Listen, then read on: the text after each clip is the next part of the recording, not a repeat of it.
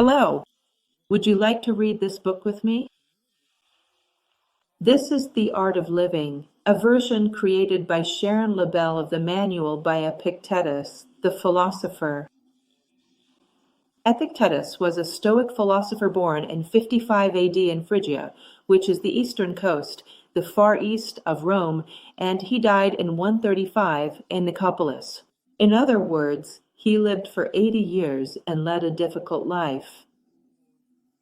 He was a slave to Epictetus, who was Nero's secretary. He studied under the Stoic Musonius Rufus. He was expelled from Rome by the Edict of Domitian and spent the rest of his life living in extreme simplicity, teaching philosophy. The chapters are very short, and I suggest that we occasionally pause to reflect on them together. Shall we begin? Learn to distinguish between what you can control and what you cannot. Happiness and freedom begin with a clear understanding of one principle. Some things are within our control, and some others are not. Only after accepting this fundamental rule and learning to distinguish between what we can and cannot control, do inner tranquility and outward effectiveness become possible.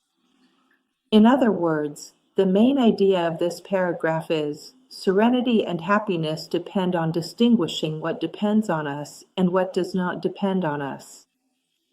Under control are our opinions, our aspirations, our desires, and the things that truly repel us or that we find genuinely disagreeable. These areas are rightfully our concern because they are subject to our direct influence. We always have the possibility of choice when it comes to the content and nature of our inner life. Be it what we emanate, what we offer to the world through thought, word, action, or feeling. All of this depends on us. It is entirely within our power to transform it. Beyond our control are things such as the type of body we have, whether we are born wealthy or if we happen to strike it rich by chance, the way we are seen by others or our position in society. We must remember that these things are external and, therefore, do not depend on us. Trying to control or change what we cannot only leads to distress and anguish. In fact, Epictetus often said that to struggle against what does not depend on us and doing nothing regarding what does depend on us is to be a true slave. In other words, the external circumstances that affect us, these do not depend on us. Remember, the things within our power are naturally at our disposal, free from any restriction or hindrance. Those that are not, however, are fragile, subject to dependency determined by the whims or actions of others.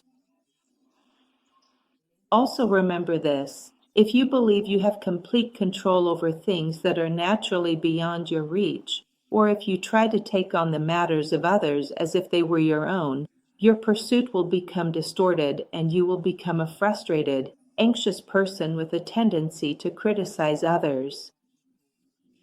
In other words, instead of dealing with what depends entirely on you, you struggle with what does not. It's like that person who is always late and complains, curses the traffic jam, blames the city administration, but never bothers to leave half an hour earlier. That was entirely up to them. This is our first reflection on this book by Epictetus. Take some time to think about it.